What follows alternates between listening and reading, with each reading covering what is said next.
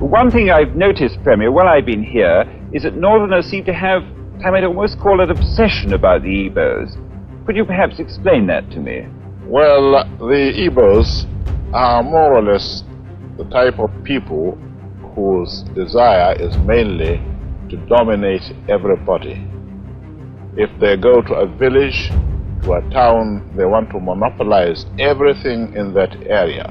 What if I told you the Igbo people are not from Nigeria? What if I told you that the story you've been told for your school books from official history is incomplete? What if I told you the roots of the Igbo run deeper than West Africa, deeper than the Niger, reaching all the way to the hills of ancient Israel? This is not fiction. This is not myth. This is a journey through the pages of the Bible, the whispers of oral tradition, the dusty scrolls of history, and the forbidden truths buried beneath the weight of politics. Let's dive in. With the second highest death toll of all African conflicts, the Nigerian Civil War, also known as the Biafran War, is perhaps the single most significant event in Nigerian history. This 3-year conflict, which raged on from the 6th of July 1967 till the 15th of January 1970, would claim the lives of over 100,000 soldiers and an estimated 2 million civilians, as the Nigerian government, led by General Yakubu Gowon, fought to prevent the secession of the self-proclaimed Republic of Biafra, which was led by General Chukwuemeka Odumegu Ojukwu. To fully understand the root cause of this brutal conflict, we need to go all the way back to the very beginning. Thousands of years ago, long before Nigeria existed, a man named Abraham heard the voice of God. "Leave your father's house," the voice commanded, "and go to the land I will show you." From that moment, the covenant began. Through Abraham's son Isaac, through Isaac's son Jacob, later called Israel, a nation was born. Israel had 12 sons. These 12 became 12 tribes, the house of Israel. Among them was Gad, the 7th son. And in the blessings of Jacob to his sons in Genesis 49:19 he said, "Gad, a troop shall overcome him, but he shall overcome at the last." It was from Gad that a man named Eri is believed to have descended. In ancient Hebrew, Eri means my watcher or my sentinel, a man of spiritual vision. Jewish records speak of families who bore his name. Traditions passed down through centuries tell of Eri as a man of deep wisdom and foresight, one who valued the call of destiny above the comfort of staying in familiar lands. Historical and oral accounts suggest that Eri and his descendants embarked on migrations that carried them far from the ancient land of Israel, settling in regions where their influence shaped the culture and leadership of the people they met. His lineage is often remembered as one marked by courage, resilience, and an unyielding faith in divine guidance.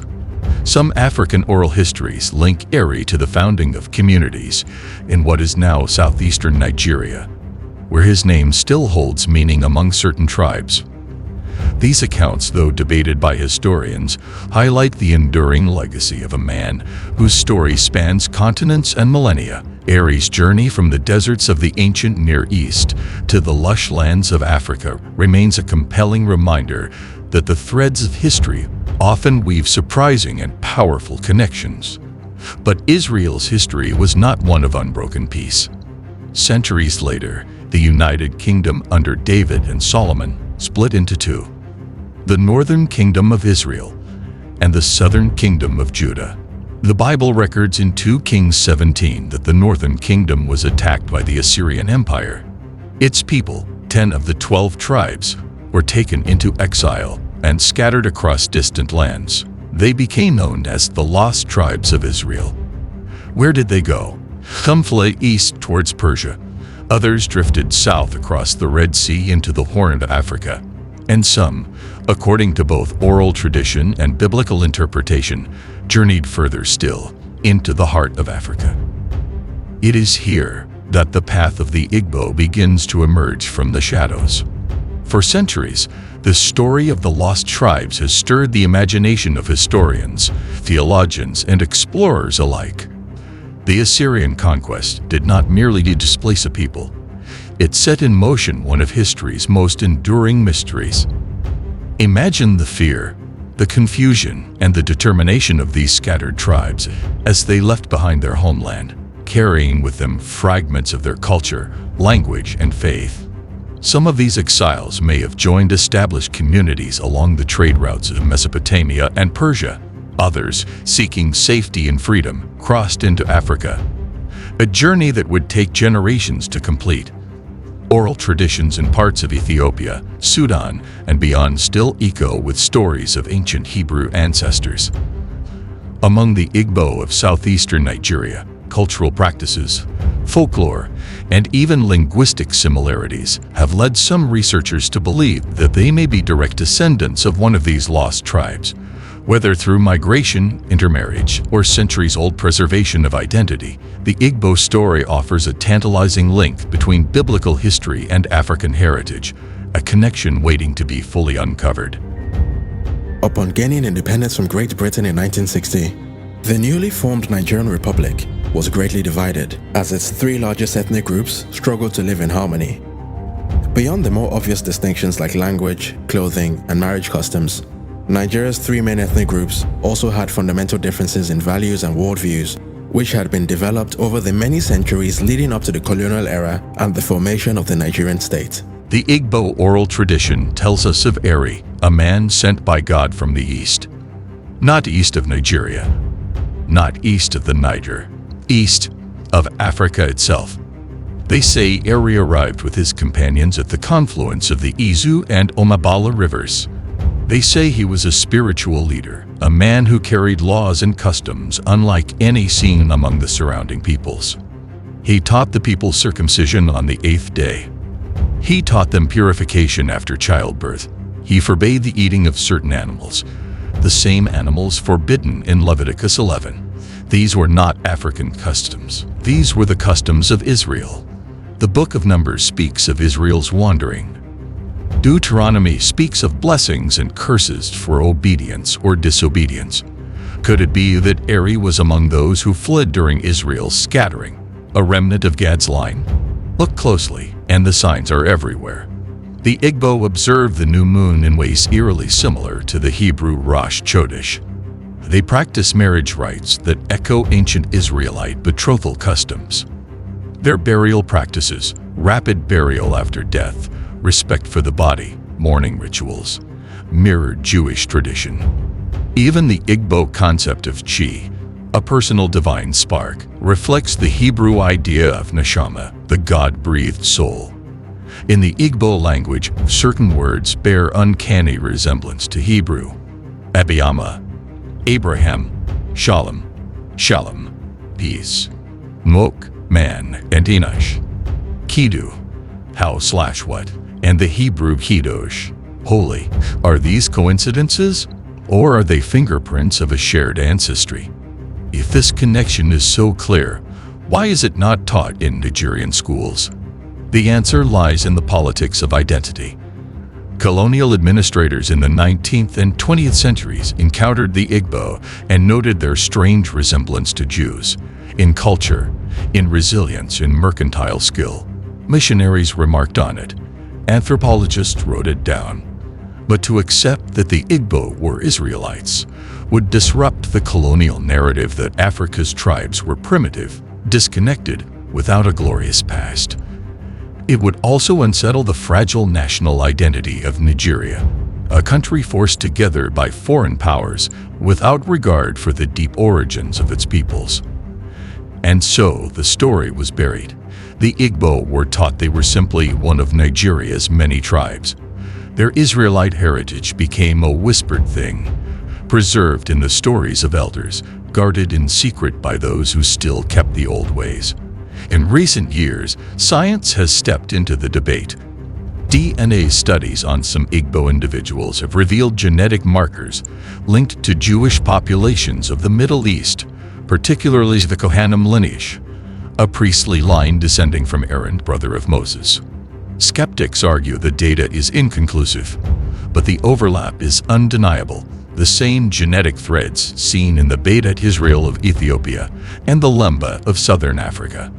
If those groups can be recognized as remnants of Israel, why not the Igbo? The prophet Isaiah spoke of a day when God would gather his people from the four corners of the earth. Zephaniah spoke of the daughter of my dispersed beyond the rivers of Ethiopia. Is it possible that the Igbo are among those whom the prophets foresaw, scattered far to the west of the Nile, yet still bound by the ancient covenant? Some Igbo today are embracing Judaism, seeking to reconnect with the land of their ancestors. Synagogues have arisen in villages and cities. Prayers in Hebrew rise once again under the Nigerian sun. And yet, there is resistance to admit that the Igbo or Israel is to challenge borders, politics, even religion itself. It is to ask, if they are truly children of Israel, what is Nigeria? And so we end where we began, with the forbidden question. If the Igbo are not from Nigeria, if their origin is traced to ancient Israel, what else in our history is not as we have been told? Perhaps the truth is not lost. Perhaps it is only hidden, waiting for a generation bold enough to seek it, to speak it, and to live by it. The journey of the Igbo did not begin in West Africa. It began in the deserts of the Middle East under the covenant of Abraham, Isaac, and Jacob. And though empires rose and fell, though rivers and forests swallowed their trail, the covenant still stands. The question is, will we dare to remember?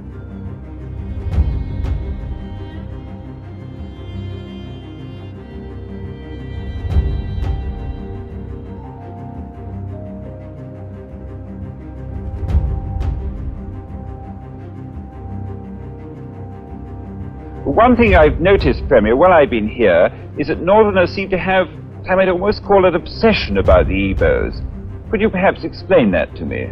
Well, the IGBO'S are more or less the type of people whose desire is mainly to dominate everybody. If they go to a village, to a town, they want to monopolize everything in that area. If you put them in a labor camp as a laborer, within a year they will try to emerge as headman of that camp, and so on. Well, in the past, our people were not alive to their responsibilities, because you can see from our northernization policy that in 1952, when I came here, there weren't 10 northerners in our civil service here. Then I tried to have it northernized, and now all important posts are being held by northerners. Is this policy of filling all key posts in the north solely with northerners and not with other Nigerians a temporary or a permanent one? In actual fact, what it is a northerner first. If you can't get a northerner, then we take an expatriate like yourself on contract. If we can't, then we can employ another Nigerian, but on contract too. This is going to be permanent, I should say, as far as I can foresee, because it will be rather dangerous to see the number of boys who are now turning from all our learning institutions, coming out with having no work to do. I'm sure whichever government of the day might be, it will feel rather embarrassed, and it might even lead to bloodshed. Doesn't this damage the idea, sir, of all people in all regions in Nigeria being fellow citizens of one country? Well, it might, but you are, new to our region, but how many northerners are employed in the east or in the west? The answer is no. And if there are, there may be 10 laborers employed only in the two regions.